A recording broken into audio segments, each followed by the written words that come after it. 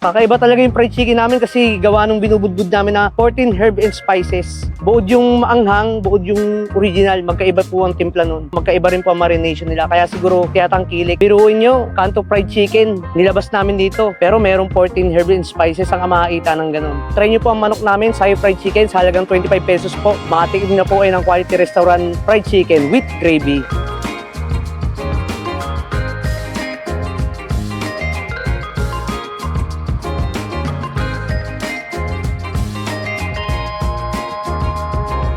Siguro kaya kami binabalik-balikan at saka diyadayo sa lasa talaga at sa presyo. Kasi kahit siguro masarap ang manok tapos mahal, babalik-balikan. Lalo na to, masarap na, mura pa, may gravy pa. Sabi nga nila, hari na lang, sapat na.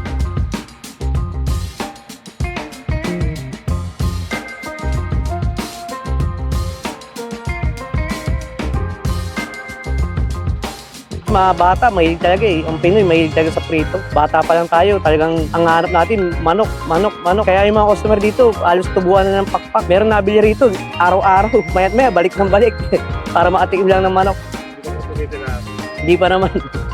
Bata, matanda. Ang kadalasang customer namin dito, yung mga kalugarin lang rin. May mga dumadayo. Merong malayo pa. Meron nasa Cabrera pa. May sa Marcaban. May sa City Hall. Pupunta rito para makatikim nito. Bumabalik-balik naman sila kasi masarap naman yung manok namin. Hindi raw nila natitikman sa ibang kanto fried chicken.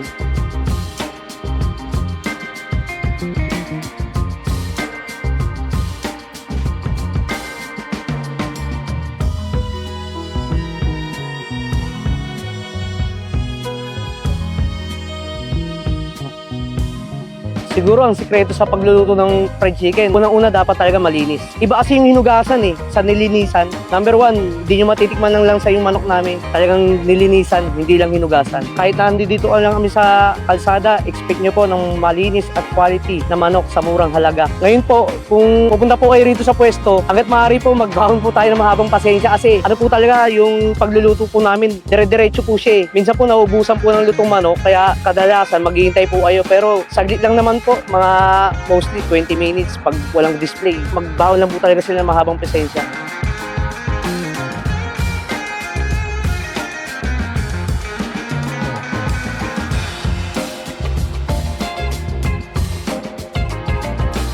Maarte kasi ako sa pagkain eh. Malinis, talagang kaabot ang 3 oras sa paghihiwa at sa pagkaalkal. Pati yung mga laman loob, tiyatanggal-tanggal ko. Tapos yung marination at saka yung binubudbud po talaga namin, kakaiba po. Hindi nyo po matitikman sa mga kanto fried chicken. Hindi nyo po pumunta sa mga mamahaling restaurant para makatikim. Dito po, nilabas namin para sa 25 pesos lang. Patikman nyo po. Hindi po kayo kailangan gumastos ng malaki.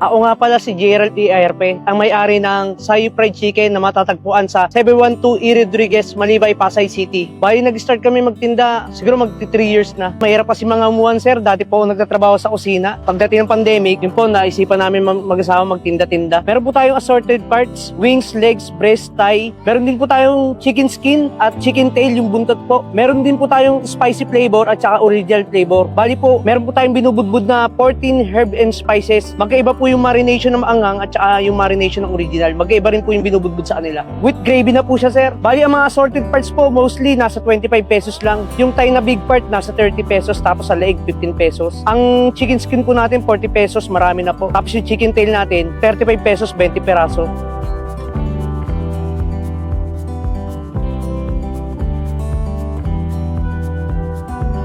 Kasi sir, ang target market ko po ay nasa depressed area po kasi kami. Ang target market ko po yung nasa upper C. Kaya kontento na po sa maliit na tubo, sir. Basta po, ang mahalaga makaubos po kami araw-araw. Bali, babawi na lang po kami sa volume nung nauubos namin manok. Bali, nakakaubos po kami ng 20 perasong manok po. Hinahati ko po siya ng 11 na cuts. Tapos kasama po yung leeg doon. Bali, nasa 220 na hiwa araw-araw na uubos naman po namin. Bali po, lumalabas kami, sir, 4 PM. Bali, bago mag 5 PM po, may luto na po kami yan. Mostly po, swerte na po umabot kami ng 8:30 hanggang 9. Madalas po bago mag-8, ubos na po. Tapos Monday to Friday lang po ang tinda namin.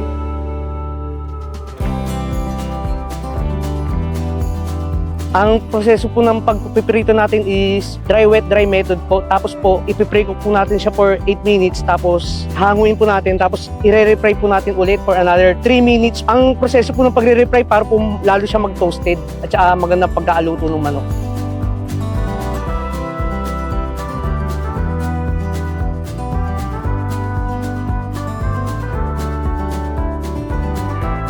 Okay naman po sa nung mga panahon na nangangamuhan tayo, may edad na po tayo. Mas masarap pa rin po yung ghetto pala, yung wala tayong amo. Hawak natin yung oras natin. Mas malaki kinikita namin ngayon kaysa nung may trabaho kami yung kasawa. Mas okay yung kita ngayon. Kahit pagod, at least wala ang responsibilidad na hinahawaan sa mga gusto magtinda kagaya nitong fried chicken. Samahan ng sipag talaga at dedikasyon. Tapos makontento kahit maliit ang kita pang araw-araw. Wag lang tayo masero. Laban lang. Medyo tumaas lang yung presyo ng manok natin. Before kasi nasa 20-23 pesos nung nag-start kami. Ngayon sobrang taas na ng presyo ng mga bilihin pati ng supply ng manok ang napakahirap kaya nagtaas tayo ng onting presyo.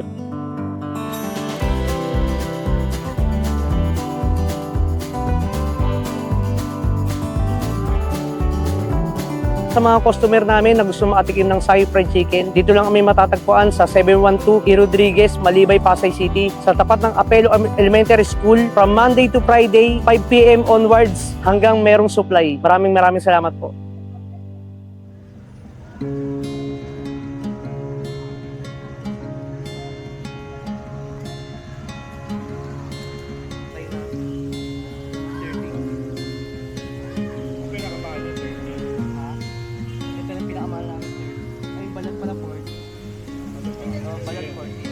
Marami yan. Lalo pa ito. Lakas mo talaga.